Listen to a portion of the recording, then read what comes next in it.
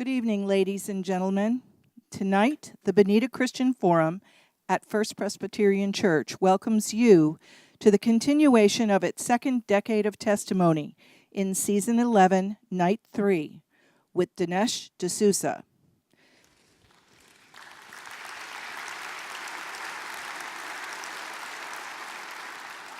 Good evening, everyone. We're delighted to have a capacity crowd tonight. My name is Doug Pratt. I'm one of the pastors of First Presbyterian Church, and it is my honor to introduce to you our special guest for this evening.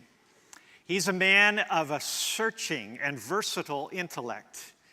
He is a man who can bridge cultures and understands history and scholarship and politics and theology and philosophy over a vast scope of grasping. He is a man who sometimes controversially and always fearlessly speaks what he believes. He is a fresh voice for our times, and I invite you to join with me as we welcome to the Bonita Christian Forum, Mr. Dinesh de Souza.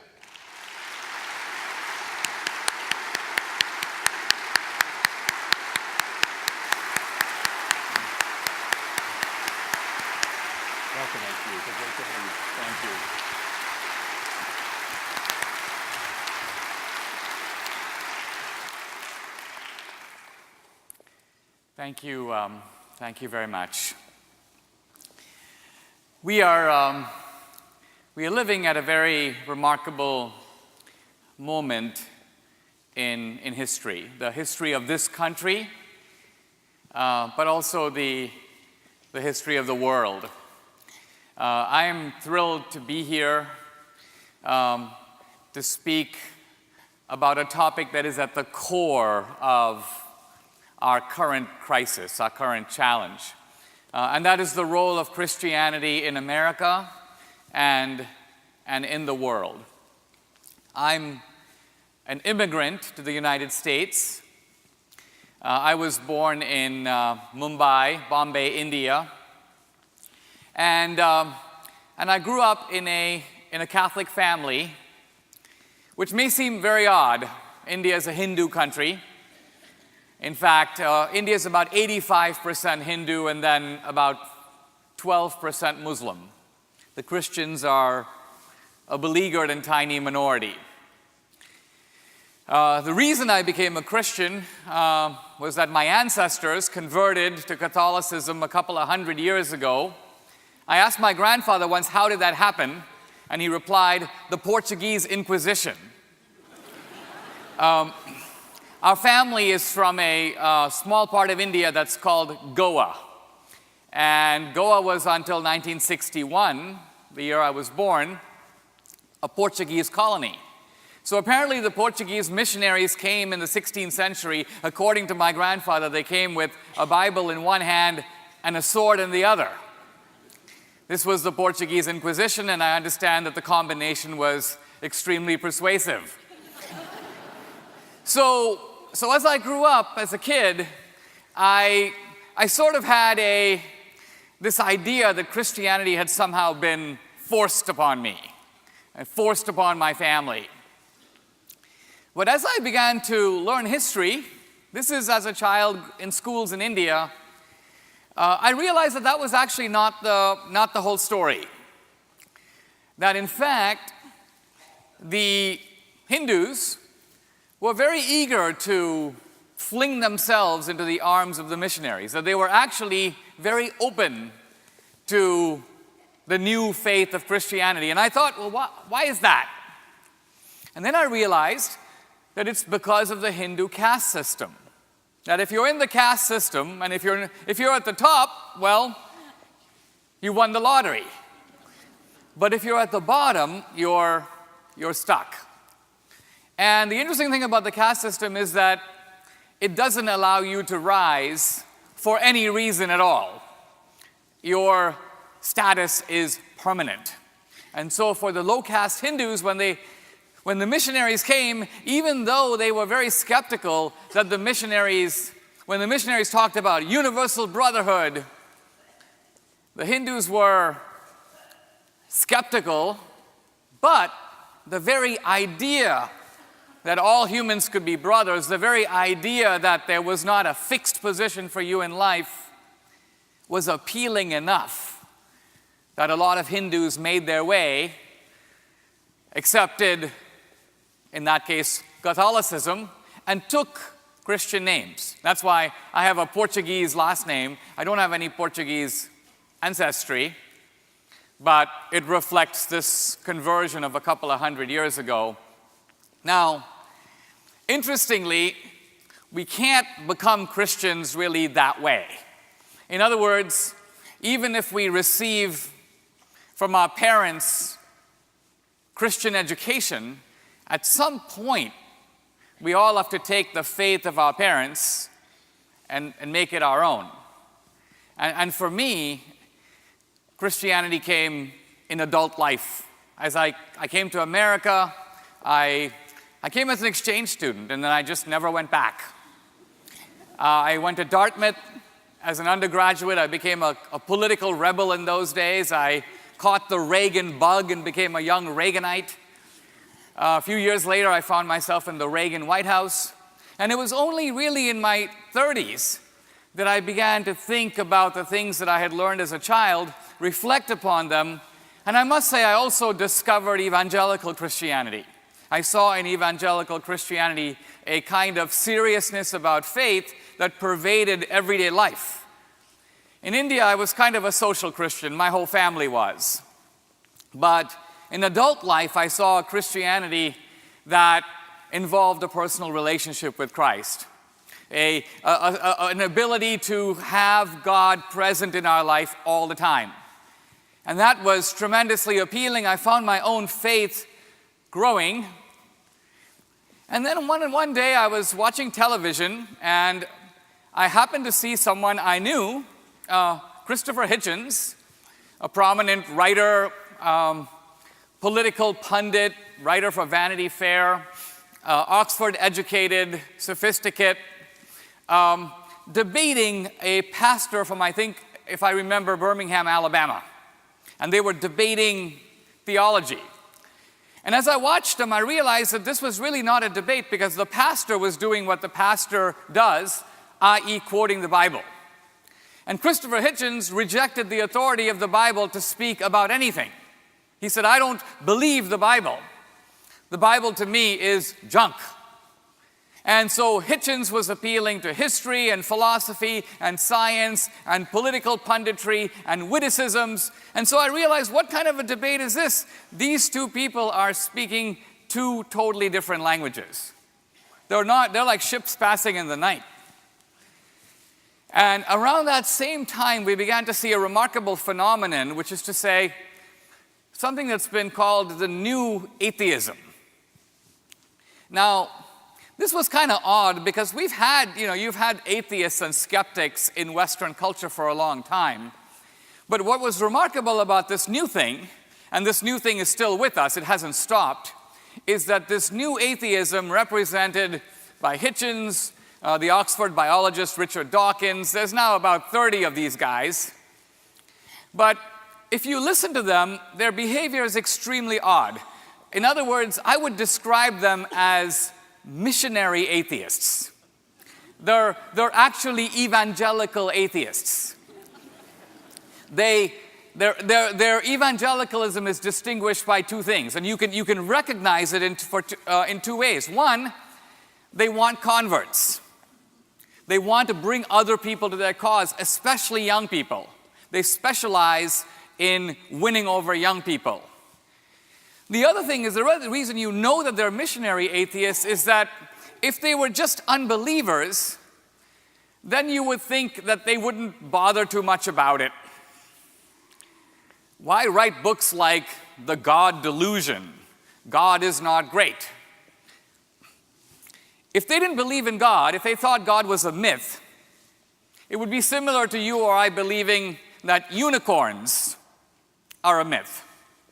But you'll notice that we don't go around writing books called Unicorns Are Not Great, The Unicorn Delusion. We don't spend a lot of our time thinking about unicorns. We just kind of let them be. But these guys are just as obsessed about God as any of us in this audience. As I say, they're particularly eager to encourage others to become unbelievers. In fact, once you get to know the atheists and you begin to tangle with them, I've done a whole bunch of debates with a lot of these leading atheists. I've gotten to know most of them personally. You begin to realize that some of them, it's true, have this kind of disbelief or aggressive unbelief, but a lot of the rest, and I would say the majority, aren't really unbelievers at all. I would actually call them wounded theists. And what I mean by that is that it's not that they don't believe in God, they hate God. They actually have a beef with God. And their atheism, if you will, is a form of intellectual and spiritual revenge. I remember a very revealing moment. Often I would do these debates with Hitchens, and we would sit around afterwards and we would talk. And at one point, he made the comment, in fact, he was kind of joking with me, and he made the comment, he said, "You know, Dinesh, I've just gotten back from North Korea." He goes, "You might be happy to know I just met God." And I'm like, "What are you talking about?" He goes, "You know, his name is Kim Jong-il. He's a tyrant. And like God, he spends all his time telling everybody what to do. No one has any freedom. Everybody has to bow and scrape in front of God." And Hitchens goes, "I thought to myself, this would be terrible to live under Kim Jong-il. There's only one thing more terrible than that, and that would be to live under the Christian God. The only thing worse than living in North Korea is to go to heaven, because in heaven, the tyranny never ends. At least in North Korea, at some point, you die, he dies, and it's over." So this is the kind of language of the new atheism. And I think you can see in Hitchens' remark, again, if you don't believe in heaven, then this life is the only life, let it be. But what Hitchens was getting at is that he does not want to be under the sovereign authority of God. Freedom to him is not only freedom from God, but I would say moral freedom. Freedom from the Ten Commandments. Freedom from God's laws. He doesn't want to be under the supervision of divine authority. Now, here we are, Christians in what is now, for the first time in America, a non-Christian culture. So our position is pretty unique. It's pretty unique because we're living in a society that was actually set up to be a Christian society. And set up to be a Christian society not in the sense that all the founders were devout believers, many of them were, but set up to be a Christian society in that the basic ingredients of our society, including its political, its economic, its philosophical underpinning, were all based on Christianity. Even the founders who weren't that devout, when pressed, would appeal to Christianity. Jefferson was a Christian, but he was actually a more heterodox Christian than most of the other founders. And yet, when Jefferson was told, "Go into a room and tell us where our rights come from," Jefferson could only think of one source. Not the social compact, not Locke, but our Creator, who are created equal, endowed by inalienable rights. And that word inalienable is really interesting too. Inalienable means you can't give them up. And if you can't give them up, why not? If they're your rights, why can't you give them up? Why can't you sell yourself into slavery if you want? It's your choice. Consenting adults. The reason your rights are inalienable is that at the core, they don't even belong to you. The rights come from God. They are, in a sense, on loan to you. They're yours, but to a certain point, you can't give them up. They're inalienable.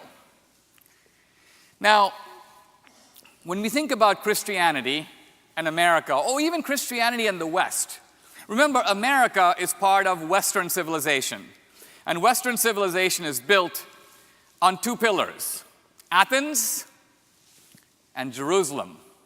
So Athens refers to classical Greece and Rome, but Jerusalem refers to Judaism and Christianity. And before Christianity came into the West, a lot of the values that we take for granted and have taken for granted for 2,000 years did not exist. So take, for example, today we have a powerful value in our culture. It's not always respected, but no one would deny it is a value, just simply the idea that human life is precious. Now, just a couple of days ago, we had the big pro-life march in Washington, D.C. Big debate in our society about abortion. So at the edges, human life is perhaps not so precious, not so valued in our culture today. But that is the product of modern secularism. Interestingly, that view that human life is not so precious was shared by pre-Christian Greece and Rome. The Spartans would take the sick child. This is not the sick embryo, this is the sick born kid, and deposit it on the hillside only to find it dead in the morning. And that's not the big scandal, by the way. The big scandal is that the most humane and noble thinkers of ancient Greece, Plato, Aristotle, they knew about that, and they were okay with it. To them, it was no big deal. Why? Because the idea that every human life is precious, we would say sacred, that value came into the West because of Christianity. And the reason that's important is that as Christian influence in America weakens, we can reasonably predict that that value will begin to go away. We won't see it go away in one shot. We will begin to see it go away at the edges and then creep toward the middle. So we'd expect to see in our society that initially the unborn and then the very old and the infirm and people who can't take care of themselves, the value of their lives will be diminished. And ultimately, you'll begin to see utilitarian arguments that apply to them, apply to everyone. If it's inconvenient to have an unwanted child, it might be inconvenient to have a born child. It's kind of inconvenient sometimes to have a 6-year-old running around. So if convenience is driving it, now, I spoke about the preciousness of human life. Let's talk for a moment about slavery, because we often hear it said, in fact, the atheists are very big on the idea that Christianity is just as responsible for affirming slavery as it is for opposing slavery. Because after all, in the Civil War, and we get this right from Lincoln, both sides read the same Bible. And that's true. But it's also true that slavery existed in every known culture. Slavery was, in fact, kind of like the family. It was in China, it was in India, it was in ancient Greece, all over Africa. American Indians had slaves long before Columbus got here. And so slavery didn't actually need any defenders. You can read through oceans of literature that no one's defending slavery. Why not? The reason they don't defend slavery is no one's criticizing it. It doesn't need to be defended. So slavery only becomes controversial in the West when Christians begin to challenge it. And Christians begin to challenge it, by the way, not just in the Enlightenment, not just in recent centuries. Slavery had basically disappeared in Europe between the 4th and the 10th century. There were hardly any slaves in all of Europe, whereas slavery, of course, was widespread in ancient Greece and Rome. And then starting in the modern era, the Quakers, the evangelical Christians, they basically asked a very interesting question. If we are created equal in the eyes of God, they said, if God loves us the same, it then follows that no person has the right to rule another without consent. So that's the anti-slavery principle. No man has the right to rule another man without his consent. But what's interesting is that if you think about that for a minute, that is not only the core principle of anti-slavery, it is also the core principle of democracy, because democracy is based on the exact same idea. No person, no man has the right to rule another without consent. And like I say, when America was founded in 1776, with the Constitution in 1789, and by the way, when the first really free election was held in America in 1800, between the Federalists and the Jeffersonians, that principle had never been tried anywhere in the world. It was tried in America for the first time. And it was tried in America for the first time because of the implementation of this idea. Now, this is our history. Our country was forged out of this Christian philosophy, this Christian outlook. And so the atheist of today is in a really odd position, because the atheist today is standing on a Christian mountain. And they're trying to deny the ground on which they stand.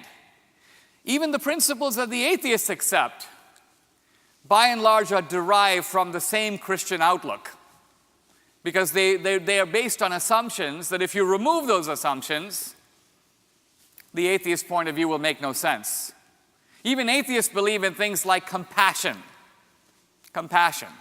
Let's think about this for a minute. We think, well, compassion, well, that's a universal value. Everybody believes in compassion. That's not true. All human beings have sympathy. When I was growing up, I learned a proverb in high school, which may seem a little bit shocking, but it's worth thinking about. The tears of strangers are only water. Water. And you might think this is a very crude, insensitive way to think, but in reality, it's the way most of the world thinks, because most of the world believes that we owe obligations to people who are near us. We owe obligations to our family, and beyond that, perhaps to our neighbors, and beyond that, perhaps to our friends, and maybe for members of a tribe or community, we owe them some obligations. But if some other guy shows up from some other place in some other country, and he's got problems, we wish him well, but those are his problems. The tears of strangers are only water. That's the way most of the world not only thinks, that's the way most of the world acts, even now.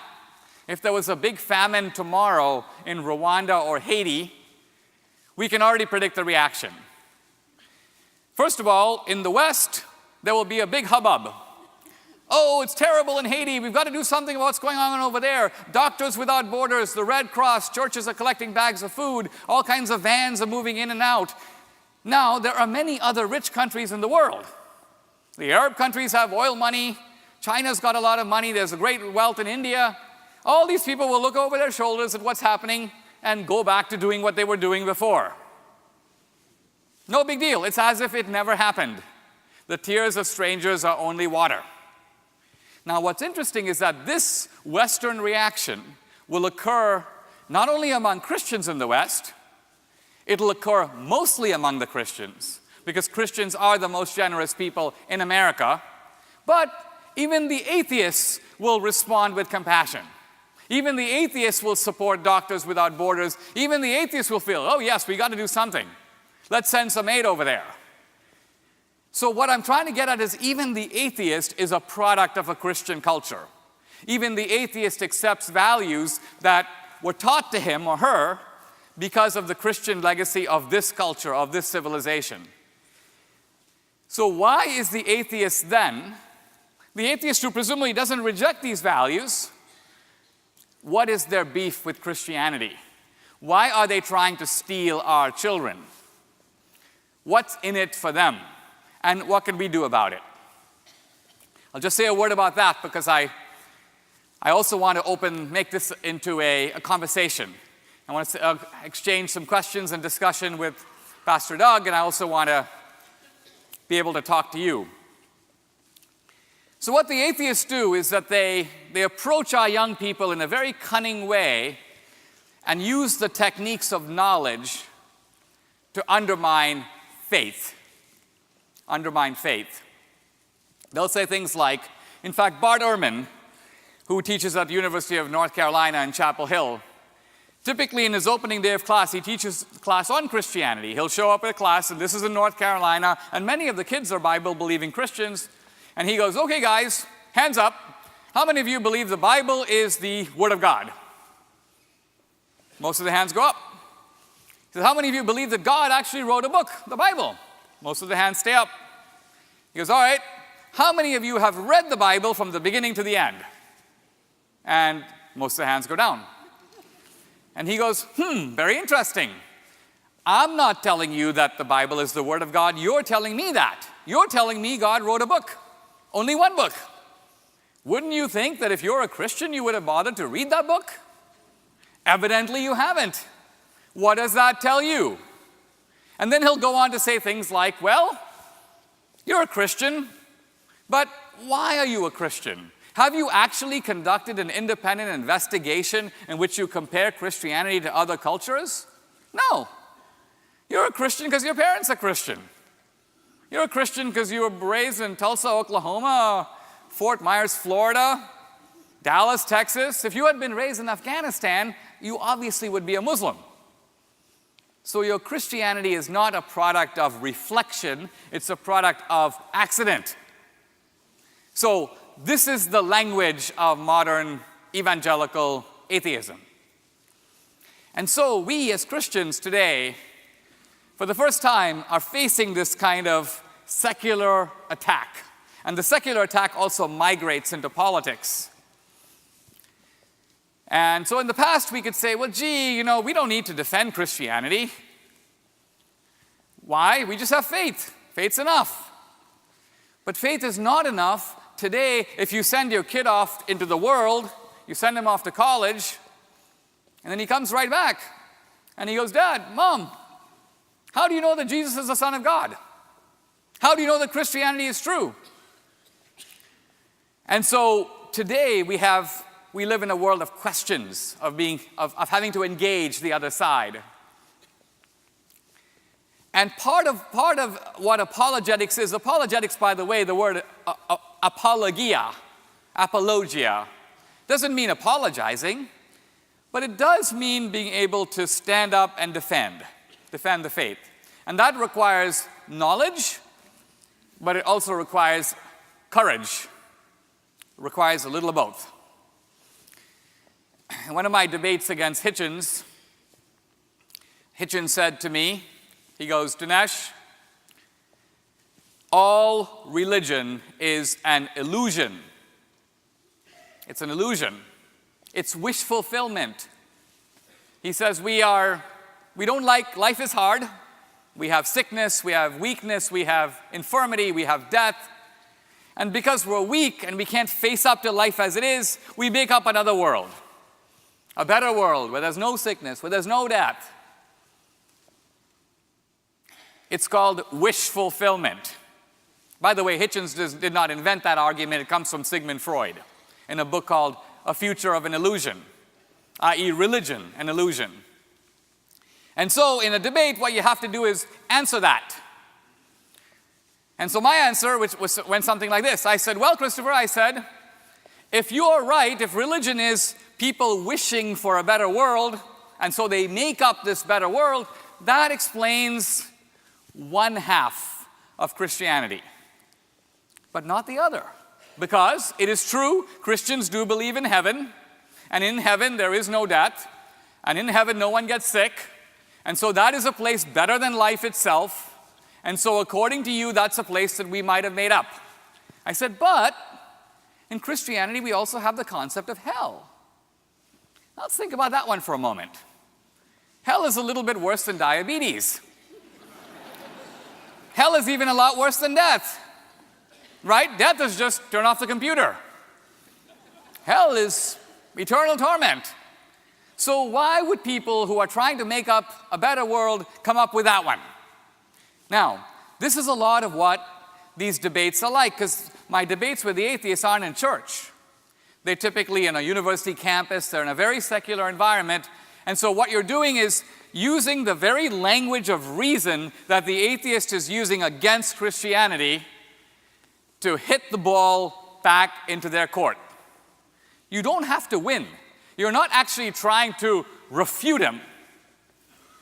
In fact, when I think about these debates and I think about what apologetics is trying to accomplish, one time I was engaged in one of these debates and I was looking at the audience and it hit me that what the audience was looking for is not so much who's smarter, who has a better argument. The audience was really looking, and these are young people in their teens or 20s, and they were basically saying, would I rather be like that guy or would I rather be like that guy? Would I rather go to dinner with Hitchens or would I rather hang out with Souza? So I realized that you can win the debate intellectually and still lose if you come across as super boring or as a jerk. You're ultimately convincing somebody that this is the way, not just that they should think, but this is the way they should live. This is actually a better way for them to live. Now, in today's culture, we have to realize that these fights don't just occur in church, and they don't just occur in the political arena. I mentioned the university campus. To me, one of the things that Christians, and by extension I would say this is also true in politics, this is true of conservatives, of Republicans, by and large, while we have been focusing on our own lives, on our work, and sometimes on elections, which occur every 2 or 4 years, our political adversaries, this is the secular left, has been focusing on taking over all the major institutions of our culture. Remember, a culture operates through, let's call them megaphones. That's how you get information out. And one of the problems is that that radical secularism owns most of the big megaphones in our culture today. What are those megaphones? Number 1, Hollywood. Number 2, Broadway. Number 3, comedians. I'm thinking of Colbert, Jon Stewart, Bill Maher. So they have Colbert, they have Jon Stewart, they have Bill Maher. We have nobody, nobody, and nobody. Not good. A lot of young people get their ideas from these guys. And then we have the universities, and then we have elementary and secondary education. These are huge megaphones. And so, in some senses, even if we have the best ideas, the best information, the true faith, we don't have the ability to broadcast it out into secular culture. We can broadcast it in the church. We can communicate to our own children. But in the culture, our voice is very, very dim. Even take Christian apologetics. There are about 24 Christian apologists who are fairly prominent in America today. Not one of them is in secular society. All of them are in the church. They speak at the pastor's conference, they speak at the youth conference, and they should. But how often do you see a Christian apologist on CNN, on MSNBC, writing an op-ed in the New York Times? In other words, what is the presence of the Christian argument in non-Christian culture? Very, very thin. And so this is why our side is on the defensive. We are losing our kids to their side. We're not winning their kids over to our side. It's kind of a one-sided hemorrhaging of the faith. So, look, when you live in a society where Christian assumptions can be taken for granted, you don't have to do a whole lot. It's kind of like if you live in a house, you don't really need to know the blueprints of the house, right? You just walk in the corridors, you sleep on the couch, you sit at the dining table. It's only when the house begins to shake that you say, oh, I better go to the attic. I better look at those blueprints. I better see what are the foundations in which help me to understand how this thing was put together in the first place. So Christianity now, for the first time, for a lot of people in our culture, is strange. It's something that they don't get. They've heard about it, but they haven't been raised in it, and they don't know why it makes sense. And so it becomes our job to be the instruments. It's God's job to convert them, but it's our job to be the vehicles for getting the knowledge of what Christianity is and what it means to us, how it makes our life better to them. And we can't do that. We should do that individually, yes, but I guess what I'm also saying is, ultimately it seems to me, if we are Christians in our own enclave, if we don't step out into the powerful institutions of our culture, and you might say, how do we do that? How do we actually have influence in our culture? I'm actually going to save that thought and come back to it in our discussion. But I want to just close by saying that all of us in this room are actually much more influential than we think. And this is true politically. It's also true in terms of our faith. Most of us in life use a tiny portion of our influence. And we do it partly because we're intimidated and we think that the people out there are so powerful that it's not going to really matter. Years ago when I was in college, one of my professors told me the story of the lion tamer and the lion. So here's the lion on a pedestal, and here's the lion tamer, a little guy with a stick. And the lion tamer is twirling his stick, and the lion is obediently doing little tricks in response to the lion tamer. And the professor asked a very interesting question. Who is more powerful, the lion tamer or the lion? Well, the answer is clearly the lion. But then you have a mystery. If the lion is more powerful, why is the lion so obediently and sycophantically responding to the ridiculous machinations of the lion tamer? And the reason is that the lion doesn't know its own power. The lion thinks the lion tamer is more powerful. So that's our position in society. We think that these political leaders or these people out there or these powerful people on television or these powerful people in the universities, they have the final say. But in reality, we live in a special type of society where even now, the power still is with us. One of the few people who know this, by the way, are the terrorists. Small groups of them know that they can create havoc. Even if they don't come from this society, just the fact that they apply concentrated power, they can drive large numbers of people into craziness. So if they can do that, think of what we, just us in this room, could accomplish if we set our minds to it to have influence. We can accomplish a great deal.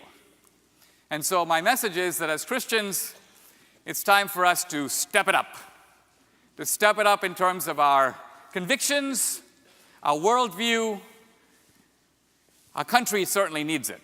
In the end of the day, I'm more worried about America than I'm worried about Christianity. Because Christianity happens to be a story where, we kind of know the ending. So even if we take some blows and some losses and we lose some battles, we will ultimately win the war in the end. By the way, there's no guarantee that that's true about America. There's no inevitability of an American future. There's no permanence guaranteed to an American dream. So, as Christians, as Americans, this is a special time where we're called to do more for our faith and for our country. And I think if we do that, Hegel once said that the owl of Minerva flies by night. And then what he means by that is that in history, everything just looks like it's one thing after another. But only with the benefit of hindsight, you begin to see the importance of things that have happened before. The people who were in the Middle Ages didn't know they lived in the Middle Ages. The people in the Renaissance didn't know they were living in the Renaissance.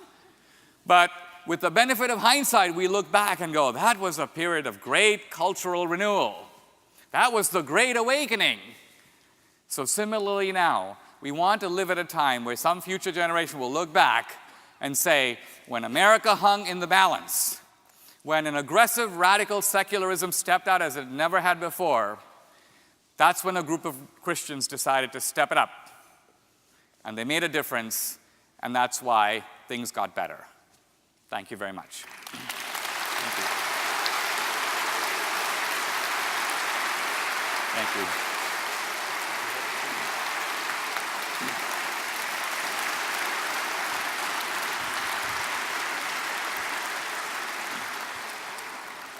Dinesh, I'd like to talk to you a little bit before we open it up to our audience. Thank you for giving such a strong affirmation of the theme verse that is behind me on this platform, that we are to always be prepared to give a reason. You've really inspired us. Let's pursue that a little bit more. If a person wanted to become more knowledgeable about their faith and equip themselves to be, you use the word, an apologist or someone who can defend their faith, what would you recommend? I would recommend, number one, C.S. Lewis's book, Mere Christianity. Good place to start. A small book, but a kind of a gem. Pascal's Pensées, a book written a couple of hundred years ago. Pascal, a great scientist and mathematician, but also a beautiful writer who thinks of things in a very fresh light. I would recommend reading the Bible. This is what happened to me coming to Christianity as an adult. I read the Bible in a way I had never read it before.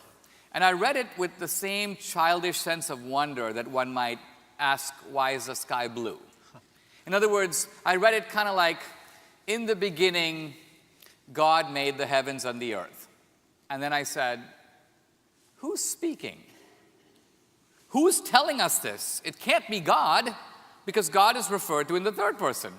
It doesn't say in the beginning, I made the heavens and the earth. It says in the beginning, God did. So it's God isn't speaking. God's in the third person, someone else is speaking, but who could it be since no one else was there? Who's talking?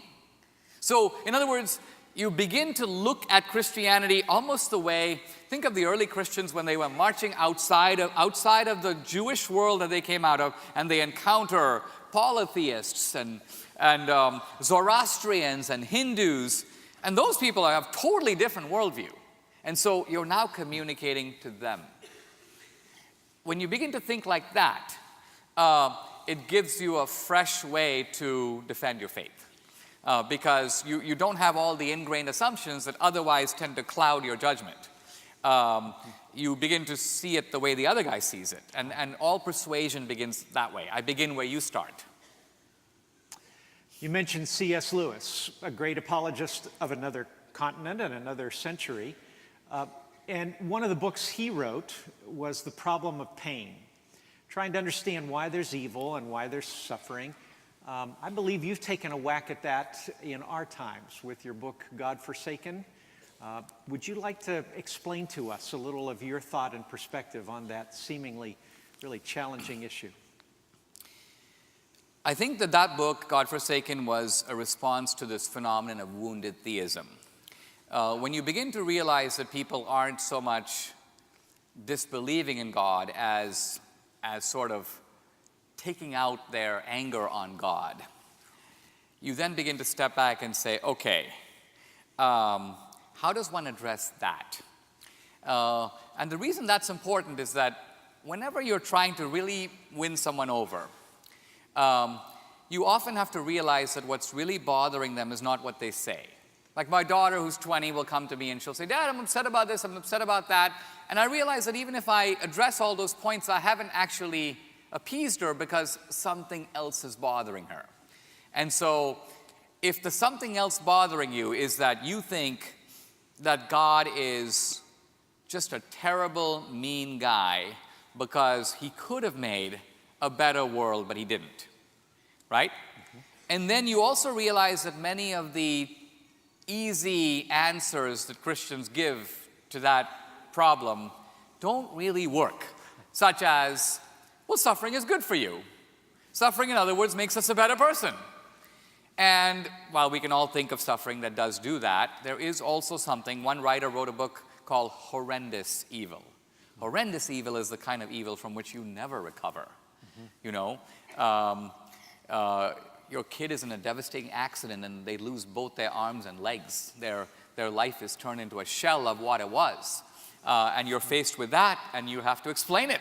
And it's not easy to just explain it away. So my book, God Forsaken, was an attempt to grapple with that issue and not try to solve it. No one solved it. But try to make the case for why, at the end of the day, we should accept this world as it is and this life as it is, as a gift from God. Is that book still available? It is. Oddly enough, it's available in paperback, and the publishers are funny. They're like, God Forsaken is a bit of a negative title. So they retitled it, What's So Great About God? It's the same book, and it addresses the issue of suffering, but as you can see, they've given it what they call a positive spin. And that book is available in our book center, by the way, and it's a really good way to equip you to wrestle with those deep questions and have some things you can share that will help your understanding. You teased us a few minutes ago by saying that you might also offer us more thoughts on how we can engage as believers in this culture that's very much up for grabs. Yeah, I think what I was trying to say is that we're in a fight for the culture, and the institutions of the culture are dominated by people who are very hostile to our values. So what do? For a while, the Christian answer was to send Christian speakers, let's say, to the college campus to offer testimonies or to offer arguments, or to start alternative Christian institutions. Thomas Aquinas College, Liberty University. Right. So these are little, let's call them islands of hope in a sea of despair, or islands of freedom. But we have to concede that these strategies don't fundamentally change the landscape. And 30 years ago, it would seem to be completely a lost cause. In order to compete with the universities, what are we going to do? Start 300 new universities of the caliber of Yale and Swarthmore and Berkeley? Can't do it. But the good thing is today, you don't have to do it. In fact, today, trying to retake the university, to me, is like trying to retake the rotary phone industry. So the rotary phone industry is dominated by the secular left. And we can think of all kinds of clever ways, but the good thing is we don't have to retake the rotary phone industry, but we do have to invent the academic iPhone. In other words, if you can come up with a new mode of delivering education today using technology that is high quality, low cost, you will put all these universities out of business because their product is relatively low quality and extremely high cost. Why, then they'll just become pro football teams, won't they?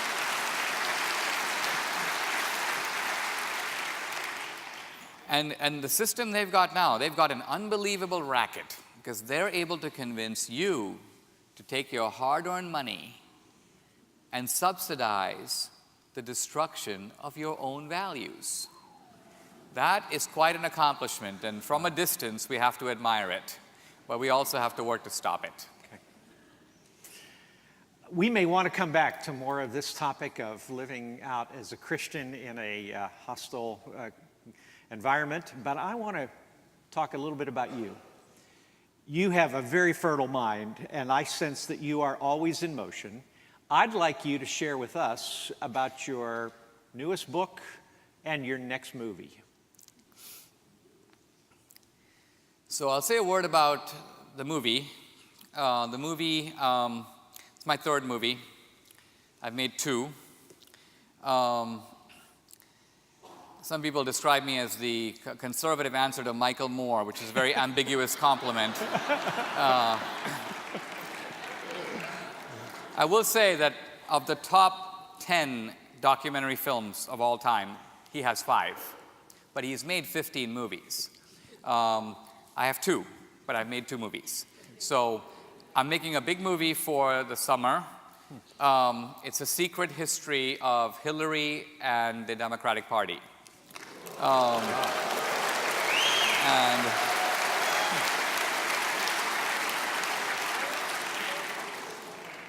And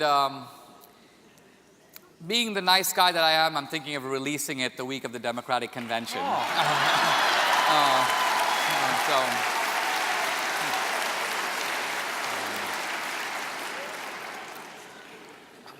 With regard to the books, I have a book that just came out a month or so ago. Unusual book for me because I've had some adventures with the Obama administration that resulted in me spending 8 months in this community confinement center under the Bureau of Prisons. Initially, I must say, a kind of a terrifying experience because there are all kinds of gangs in there. This was not a white-collar facility. Drug smugglers, armed robbers, the whole gamut. No Club Fed for you, huh? No. Okay. I took my chessboard and, anyway, expecting that. Yeah. No, I mean, all kinds of gangs, and even, this was on the Mexican border, so mostly Hispanic, but even on the Hispanics, I discovered the American Hispanics are called Southsiders. They have their own group.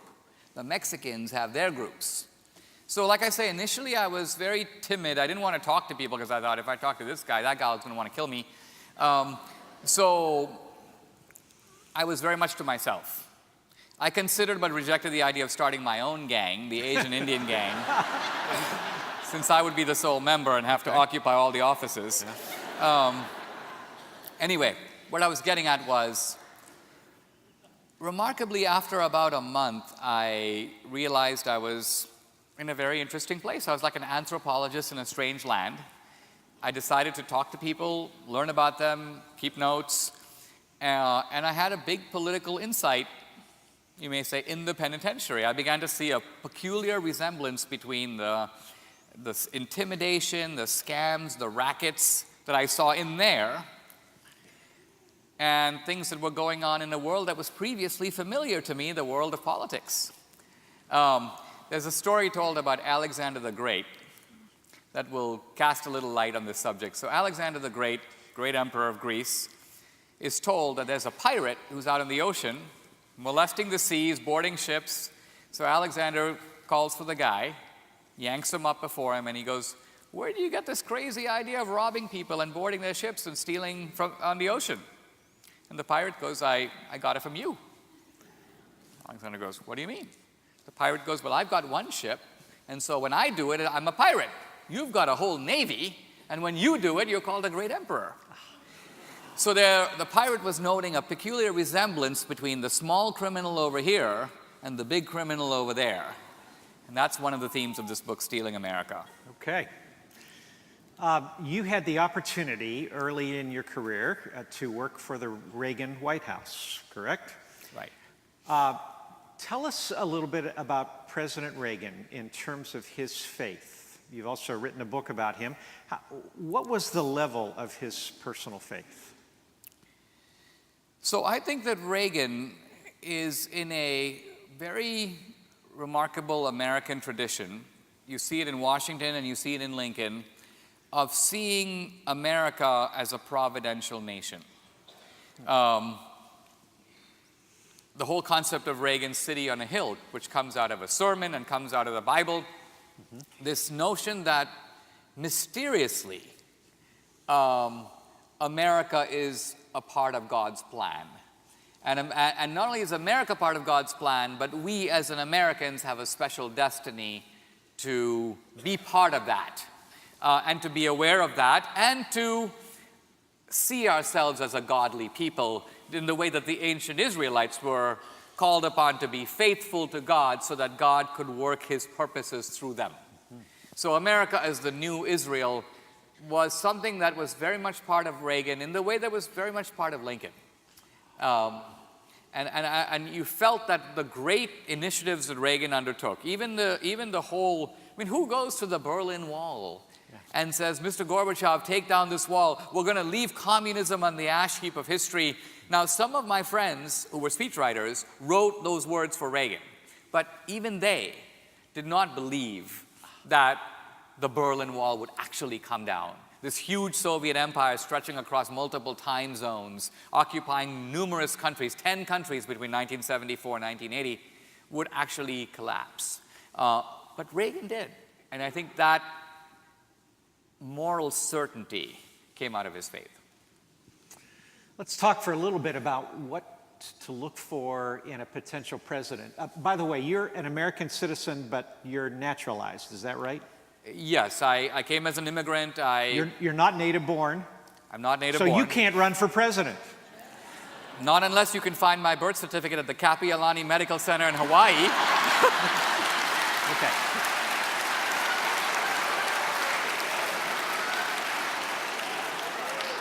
Well, if you try to run, there's a billionaire in New York who might raise a problem, but that's beside the point. What impact does personal faith or a lack thereof have upon an American president? This is a difficult question, and the difficulty of it was imposed upon me in thinking about the issue of character. Because I worked under Reagan, and Reagan was succeeded by George H.W. Bush. Now, militarily, George H.W. Bush was a war hero. Reagan was not a war hero. In fact, Reagan made war movies during World War II. So in terms of actual military valor, Bush over Reagan. But I also noticed that if you have a military parade or a group of Marines and Reagan walked out, these guys go wild. They love Reagan. He was their guy. He was their hero. They like Bush, but he didn't inspire in them the same affection, dedication as Reagan did. Now, how is that possible? How could it be that the guy who was not personally so heroic was able to communicate heroic virtues better than the actual hero? It's a paradox of our time that the important thing in America is to be able to communicate these values and evoke them in the people. But there are some people who have deep faith who can't do that. And there are other people who are more whimsical in their faith, maybe less even reliable, but somehow they're able to tap that chord. So in other words, I'm now talking about the difference between private virtue and public leadership. Ideally, you have both. And we've had leaders in our time who've had both. But I've also seen leaders who are short on the one, but surprisingly good on the other. Okay, thank you. Well, I suspect that we've got some questions in this place. And so what we'd like to do now is to invite you to be a part of our discussion with Dinesh. There are microphones available on both sides of the center, halfway back in the main sanctuary. Those of you who are watching in Center Point, if you'd like to be a part of this, please get up from your seat and make your way to the sanctuary now. There's also a microphone available in the center of the balcony. Here's the way we're going to do this. I will be calling upon individuals who have gone to the microphones, so you may make your way there now. And we ask you to ask your questions, not statements, please, but questions. And we'll invite Dinesh to respond to them, and then we will get as many done as we can in the time we have. If you have a question, would you please go to a microphone now and be prepared to ask? Dinesh, would you join me as we seek for some questions? We have one, first of all, over here in the left side. Yes, sir. Thank you very much. Somebody has to start, I guess. On the way here this evening, I saw a number of coexist bumper stickers.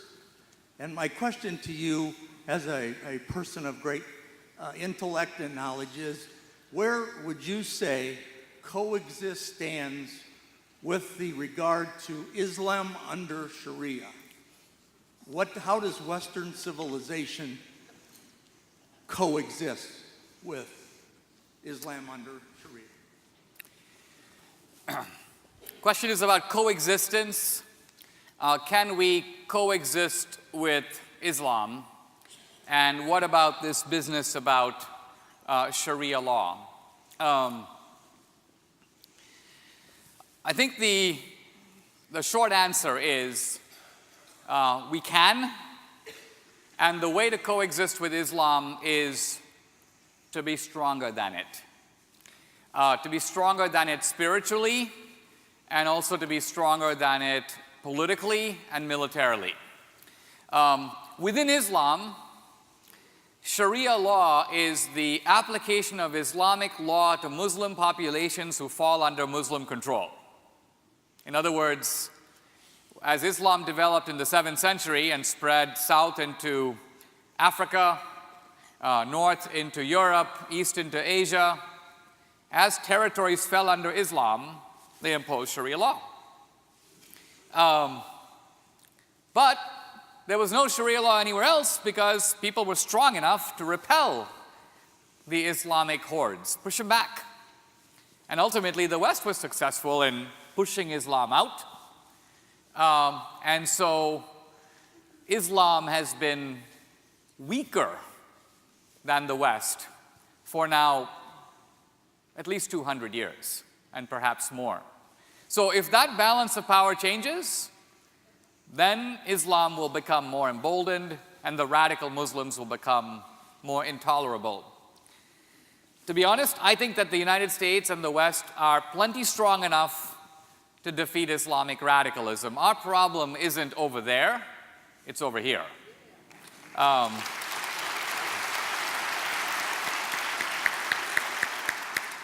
So as Christians, if I were to say, look at the world is going to go the Christian way, it's going to go the secular way, or it's going to go the Islamic way.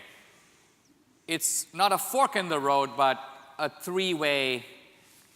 The world is going to go in one of those three directions as we see it from here. And when that happens, it's always tricky because the radical secularists may decide to partner with the radical Muslims against the Christians. So you always have to recognize that sometimes you are not fighting one opponent, but two. And sometimes you also have to make short-term alliances with one or the other to weaken the other one. So that's not religion, that's politics. But the battlefield between Islam, secularism, and Christianity is also being conducted on the battlefield of politics. Thank you. Let's go to the balcony. Yes, sir, please. Good evening. On your recent interview on the Eric Metaxas show, I know at the end of the interview he commented to you how good it was to see your daughter, I believe at Dartmouth, and how encouraging it was to see the strength of her faith. And as a father of four, my wife and I feel our primary responsibility in raising our children is to instill in them a strength of what they believe, how to live that faith, and how to go out into a secular world and defend their beliefs. So I'm wondering, what is it that you have done, and what do you recommend to parents to achieve those objectives? The question is what to do about our kids and how do we prepare them.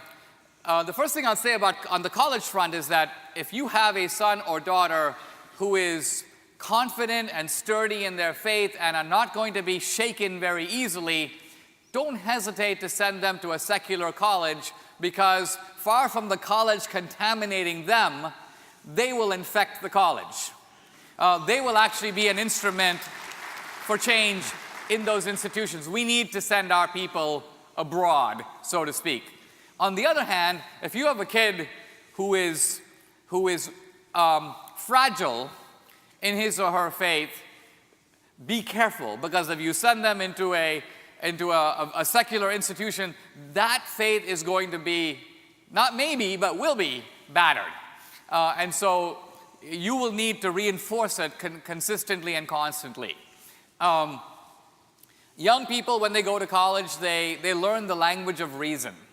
They learn the language of debate. It's sort of academic talk.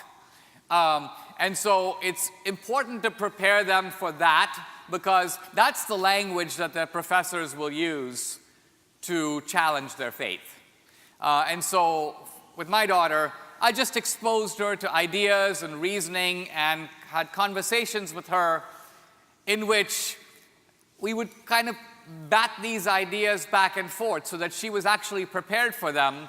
When she went to college, she was not surprised by these kinds of arguments. She had already heard them before and was kind of ready for them. And that's how we want our children to be when we send them off into the world. Ready. Thank you. Right side, please. You've already, good evening. Sorry. You've already kind of touched on it some. I'm just curious, having recently graduated from college, you've kind of touched on the whole institutional kind of issue, but I'm just curious how you, a little more technically, how you work with the traditional Socratic method in college versus that. To me, I've never been able to figure out how I've been kind of trying to figure out how to use that to defend my faith, because it feels like Jesus in the gospel says, believe like a child without questioning, when the basis of the Socratic method is to ask questions. So I know you kind of covered it, but thanks for any further. This is a very good question, which is to say that if faith is childlike, if the Bible commends a faith that doesn't ask questions, blessed are those who have not seen and yet believe, then how is that compatible with the whole Socratic method, which is the deployment of questioning and skeptical reason? I would argue that the way that those two things are compatible is that it's really good and very effective to use the Socratic weapon against the very people who claim to be Socrates. In other words, this would be an example of what I mean. I was in a recent debate with Michael Shermer, who's the editor of a magazine called Skeptic. And Michael Shermer says, in effect, this. He goes, Dinesh, you Christians are half sane. And I said, what do you mean? He goes, in ordinary life you're sane, you're engineers, you're doctors, you follow the laws of reason. But he goes, when it comes to your faith, you begin to utter complete nonsense, and you still pretend to be an intelligent person. So for example, you believe and you insist that there's another life, there's life after death, there's heaven, there's hell, there's this whole other thing going on over there. Well, Dinesh, have you been to the other side of the curtain? Have you interviewed any dead people? No. So what comes after death, you have absolutely no idea, but you go around acting as if you know. In other words, pure insanity. So that's Socratic attack. The best way to meet it is Socratic defense, which goes like this. Michael, you're actually quite right. My belief that there is life after death is based on faith. Now, do you believe that there's life after death? No, I'm a skeptic. Have you been to the other side of the curtain? Have you interviewed any dead guys? No. So, what information do you have that I don't have? None. So, my belief in that there is life after death and your unbelief that there's life after death are both based on faith. I have a faith-based position and you have a faith-based position. So what's the real difference between us? The real difference between us is not that I know and you don't know. The real difference is I'm at least humble and modest enough to admit that my position is based on faith. You, poor deluded fellow, continue to believe that your position is based on reason, even though you don't have any evidence that I don't have. So, Thank you. Left side, please. Yes. Yes, in reference to the culture wars, you mentioned several of the megaphones that the secular left has at their disposal without much countervailing force to that. You addressed what could be done on the university side, looking forward, Hollywood was the first megaphone that you mentioned.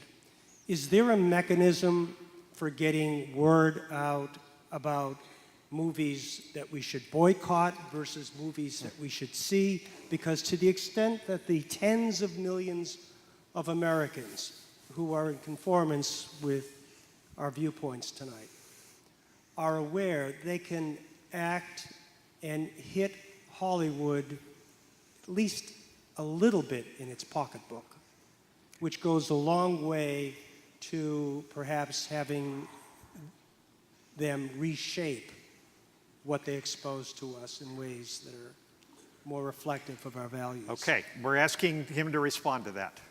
Thank you. So, I mentioned a little moment ago about making a movie and releasing it in the summer in July. So the movie will open probably in 2,000 theaters all over the country. What happens to that movie in opening weekend is absolutely critical. If the movie does well in opening weekend, it'll be in 3,000 theaters the next week. If it does poorly, it'll go from 2,000 to 1,500 theaters in 1 week. So, here's my point. You mentioned boycotting movies. A very small thing that you could do that's super helpful is go to the movie on opening weekend. Right? You can say, well, I'd rather watch it on DVD. Well, do that also. But if you go watch it opening weekend, you're essentially multiplying the velocity of that film. Because all of Hollywood is watching that movie and how it does. And its power to explode, to reach independent voters, a lot of that depends on how it does the first weekend. So that's a really small thing to do. You may want to go anyway, and it's $10. So if you can go, take friends, go that time, it's much better than doing it 3 weeks later or buying it on DVD. So that's a small, just like inside information of how to actually, if you want to help, that's a great way to help. Do it then. Now, boycotting movies is a weak weapon because it's really hard to organize huge boycotts. It's much more effective to make movies. My formula for making movies is, well, I go to investors and I tell them to invest money, which I will then use to make a movie, which will then make money that will then go back to them so that they can do it again. I call this recycled philanthropy. And it's recycled because it's the same dollar going around the block again and again and again. So that's how I do movies, but I have no illusion that Michael Moore is the big man in Hollywood. He's not. The big man in Hollywood is Steven Spielberg. The most effective way that Hollywood tells stories is not by documentary films, but by romantic comedies and thrillers and horror films and animated films. So Christians need to make those. The most effective films aren't Christian films. They are films that happen to be from a Christian outlook. C.S. Lewis made this point very emphatically. He was thinking about clergy and politics. And he said, the most effective people in politics aren't necessarily cardinals and bishops and pastors, but rather Christian lawyers and Christian lobbyists and Christian doctors and Christian activists in the field. So I think we need the same with movies. Okay, great. Over here to the right. Dinesh, I recently saw where you're going to be involved in a debate next week, I believe February 3rd, with the unrepentant Bill Ayers. I kind of doubt this is about religion, but I guess anything's possible. But I'd be very interested in how we could tune into that if we'd like, and what your thoughts are going into it. What's the subject matter of it? Yes, this is going to be very interesting with Bill Ayers. I'm informed that it's the first debate in which, rather than the audience having to go through the metal detector, the two speakers do. I'm being facetious. Well, I debated Bill Ayers at Dartmouth last year, and the University of Michigan in Ann Arbor is sponsoring this debate. It's on American exceptionalism, and I'm arranging to have it broadcast through my website, which is just dineshsouza.com. It's on February 3rd. So if you want to watch it, you just go on my website and stay tuned to how you can watch it right there. I think it's going to be broadcast live while it's going on, but I'm not positive. Some people are working to make this happen. Okay. We have 2 more speakers lined up at the microphone on the left. We will take them, and then we will conclude. Yes, sir. Thank you. First of all, I'm not sure where you go to the movie, but even down here for seniors, it's probably more than $10. But nevertheless, the question I have, I think many of us, I'm sure thousands of us, feel somewhat helpless, whether it be politically or in making some sort of a change or influence in maintaining our religion in this country and what it was based on. I'd be interested to have your thoughts on how individuals like us can make a difference. We feel frustrated, very much frustrated politically. Just a question, Yeah, please. just a question. Just what do you think we can do as individuals to make a difference? Think about what is the source of your own influence or power. Sometimes these things are best illustrated with an example, and I want to give you a very concrete one because it's a real illustration of power in action. So in 2014, I published a book called America, which came out right around the time of the 4th of July. And the book was widely distributed around the country, including in the retail giant Costco. But then, Costco decided from the very top to pull all my books from every Costco in the country. Now, this was a very remarkable thing. I don't even know how it happened. The leaders of Costco are Democrats. They give money to Obama. However it happened, Costco made this executive decision to pull my book, and I didn't even know about it. Now, a journalist found out about it and wrote an article on a website called World Net Daily pointing this out. Souza's book pulled from every Costco. And a lot of angry readers began to comment. They created what I'm going to call an online mob on World Net Daily, railing about Costco. So now, right now, this is very similar to trying to boycott a Hollywood movie. It's kind of ineffective, and it's on a website, and Costco doesn't really care. But then, someone in this online mob decided, why are we discussing this on World Net Daily? Let's go to the Costco website. A very important decision in the history of social media. So the snowball begins to move to Costco, except now it's not 1,000 people, it's 17,000 people. And they essentially, if you in that time went on the Costco website and you tried to click on grills or jeans or toilet paper, you would see very elegant ladies from Florida and Texas cutting up their Costco card into small pieces or mailing it to the CEO. So what I'm getting at is Costco does half of their worldwide business on that site.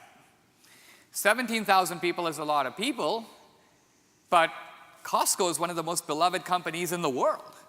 The idea that you or I can influence Costco would seem quixotic, absurd. If you wrote 10 years ago, you'd write them a letter, they'd throw it out. But in today's world of social media, you're a powerful guy because you have 300 friends. And not only that, but they have 300 friends each. So you are in a network where you now have power that you didn't have before. The real question is, how can you use that? Just think of the influence of this audience. Not only this church, this audience right here has a huge amount of power. As I say, most of it unused. Now, there are ways to use it. Small example. I go to California, I go to Texas. In both places, I hear the same story. Dinesh, we're in California, our vote doesn't count because California is going to go for the Democrats. So our votes are useless. Then I go to Texas, and I hear the same thing. Dinesh, Texas is obviously going to go for the Republicans. Our votes are useless. Now, the truth of it is, as stated, that's true. So now we have to think. So again, I'm making this movie. right? It's the most powerful messaging I can make about the election. My point is, you take the Republican club, let's say, for example, in Modesto, California, or in Dallas, Texas. California and Texas may be decided, but there are going to be a finite number of swing voters, maybe 2 million of them, in a whole bunch of swing states. All the names and addresses of those people are known. We have them.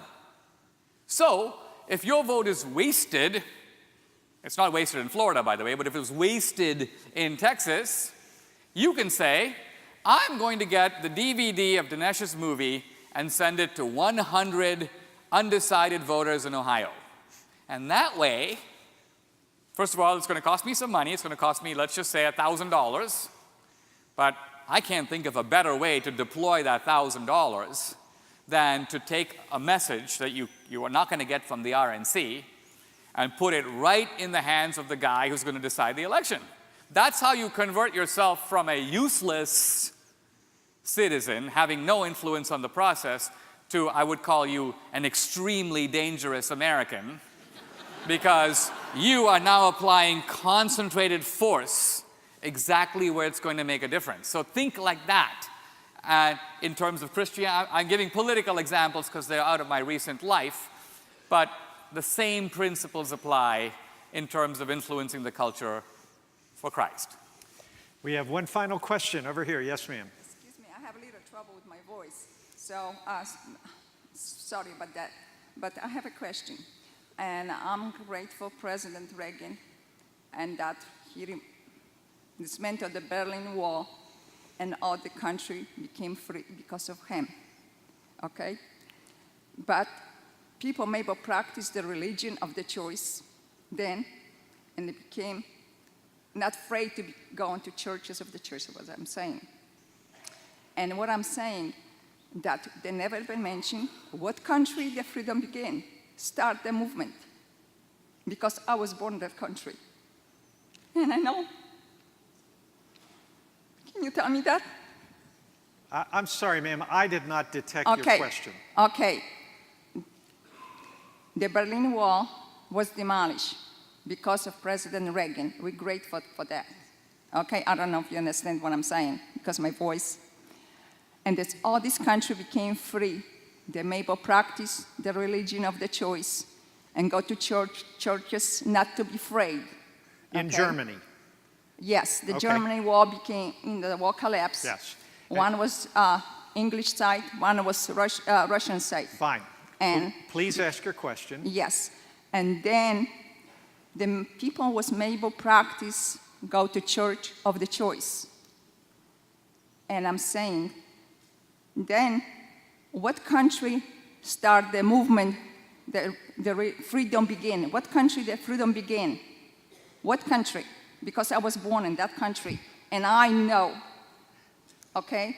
Are you talking about the Protestant Reformation? No, I was born in Poland, and the shipyard workers in Gdańsk, Yes. Start Solidarity the was movement, the first solidarity. movement in Eastern Europe. Yes. Okay, thank you. You're welcome. Do you want to respond to that? Very briefly, I was speaking when I said that Reagan didn't bring the Berlin Wall down by himself. Reagan was probably the crucial figure in that. Margaret Thatcher played an important role in Britain. Helmut Kohl in Germany. Even Mitterrand in France. Lech Walesa in Poland. Václav Havel in now the Czech Republic. And even Gorbachev at the end played a role. So it took a lot of people for this to happen. But you're right that it all began in Poland, and you're quite right about that. That was the trigger of events that set off these great consequences. It was the spark that lit the fire. Yes. Okay, thank you very much, and would you please join me as we express our appreciation to Dinesh? Thank you very much. Thank you. Thank you very much. Thank you.